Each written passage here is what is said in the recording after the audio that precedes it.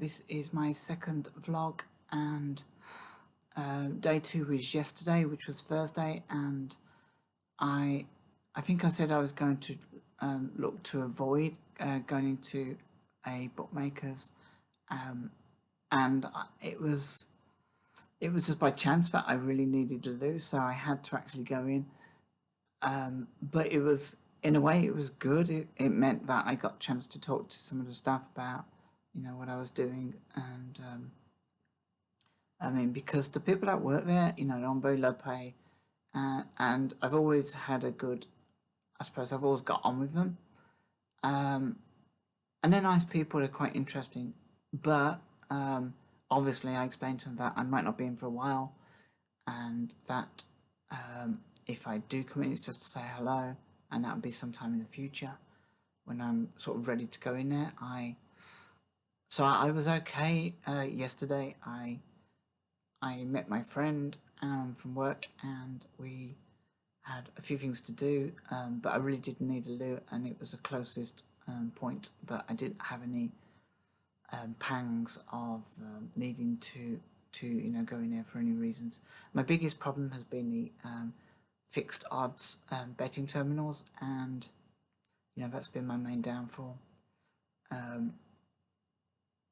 The other part of gambling is never been a huge problem, but at the moment they come as a package, and I need to avoid at all costs everything in that place, and yeah, and also I need to focus my attention on other stuff. I need to switch my associations, so I build stronger associations with doing other stuff, like videos and stuff like that. I mean, I don't mind doing these videos. I have 3 channels, as I said, and I would like to do a lot more on them. I do have a small following on one channel, which is great. But then that has always been affected by gambling as well. So because I've set out good intentions to make videos on it, and I just ended up watching results on my phone and stuff, and yeah, it's just wasted time, wasted years. So I mean, I suppose, apart from the main place where I've lost all my money is fixed odds betting terminals. The main thing that took up a lot of time was football betting, and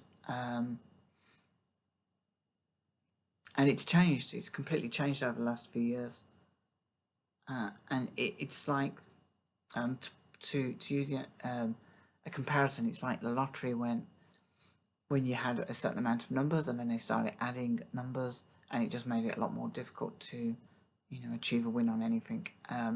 With the football, for anyone who follows football, they will know that during I think it might have been 2020 or 2021, they upped the substitutes to 5 substitutes on a football game, so that made it incredibly difficult to predict how the game was going to go after they make their substitutes. Why do they make substitutes? Because maybe they've got a cup game coming up, they want to rest important players when they're 2-0 up, for example, and we saw it last night with Manchester United. I'm not really sure circumstances were, but I kind of came in towards the end, and he said that Manchester United were down to 10 players. I was looking for the person that got sent off. There wasn't. I think there were injuries, there were replacements, and when you got 5 substitutes and you're down to 10 players, it kind of really sort of brings it home that and they were up 2-0 and they drew 2-2 in the end. So that's a real bet buster. And then you have the multiple competitions that teams are playing in, and it's not even just the big teams anymore. It's every flipping team there is, even the lesser known teams of Moldova and stuff like that, and European countries, and they're all involved in something. And what you find is that the team that won the their league at a canter the previous year.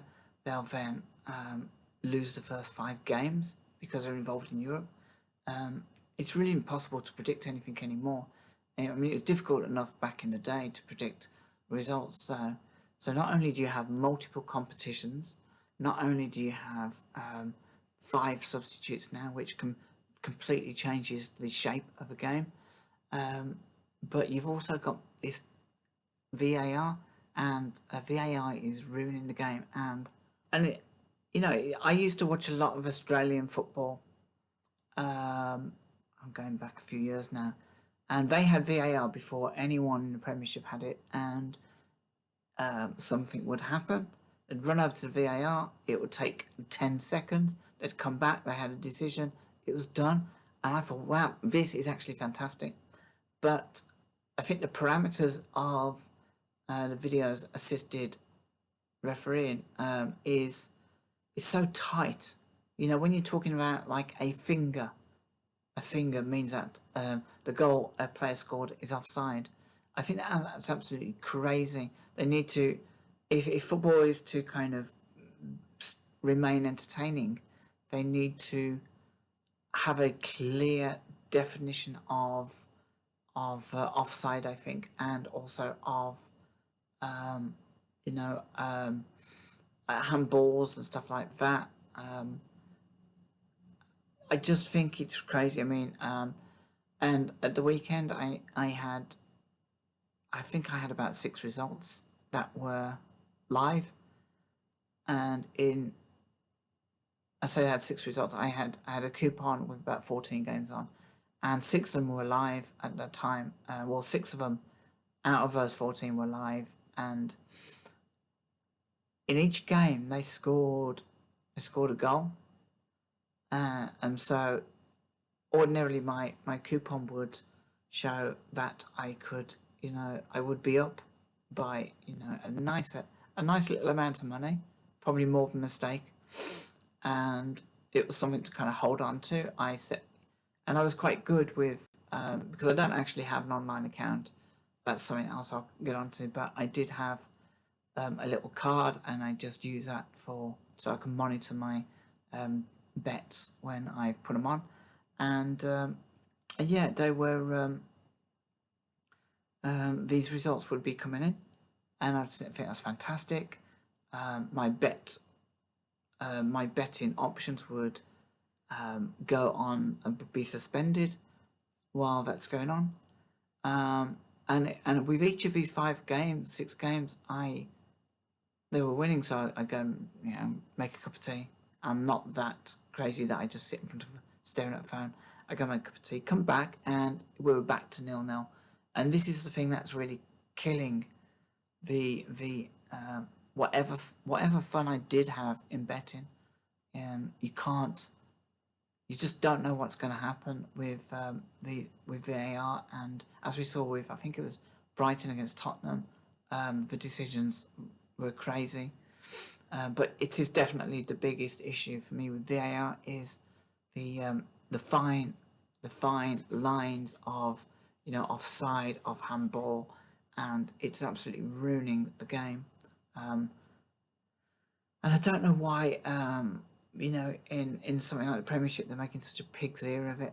But yeah, definitely the rules need to be relaxed. I think more on offside, so that it has to be, I would say, let's say, I'm going to be really controversial and say it has to be a complete body, that's offside, rather than a finger or an arm or a head, because it's absolutely stupid. If you've got a whole body offside, then at least that's very clear, and it's the same with the ball going out of play as well.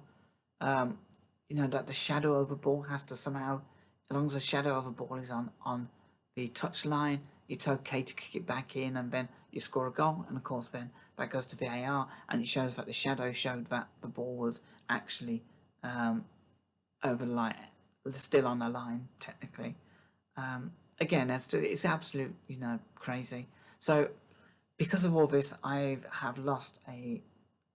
was losing a lot of passion in football betting, and of course that then you take your you take your you take your kind of, what was it? You take your, you know, addiction to the other things then, which are more dangerous. I did have an online account once. It lasted about 3 weeks, and ironically, I didn't lose anything on it. I won a bit, but what I found with online gambling is that I think I was watching Andy Murray against Novak Djokovic, and I ended up betting on every serve. And I think I suddenly realised what I was doing when I was about 20 quid down, and I thought, this is just, you know, this is balmy.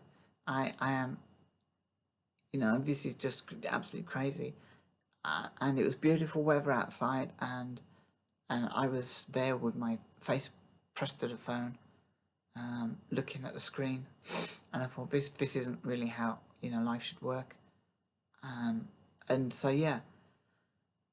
Anyway, getting back to yesterday. Yesterday was fine. Today I'm feeling it a bit because it's the weekend's coming. It's Friday, and I'll let you know how I get on. I'll do another video tonight just to let you know how I get through the day. On a bright note, I haven't read a book for ages, but I was given a reading list by a friend I work with at my workplace, and I managed to I borrowed a book from a library. I haven't done that for ages either, and so that's something I'm going to try and absorb myself in. I like to kind of read. I used to love to read literature. I mean, you can learn, you know, new words, new ways of saying things, and it's all, you know, quite useful and positive. But you know, I need to kind of really focus on the big things, and that's another video. I'll actually talk about my theory is on addictions, and how I'm going to try and veer away from it. But I have a sort of a theory on how to do that. So yeah. So just for now, day 2, which was yesterday, I am okay. Coming into day 3 today, I am feeling a little bit. Yeah, the association is really strong today because it's Friday and tomorrow's Saturday, and I'm gonna see how I cope today, because it's gonna be tough. I'm not feeling it's quite tough already. So, but I enjoy going to work. I enjoy the people I meet at work, and you know, trying to absorb myself in that, and not kind of think about anything else. And maybe that would be my avoidance, would be work, and I'll do a video when I get back, and maybe some other related videos on other stuff as well.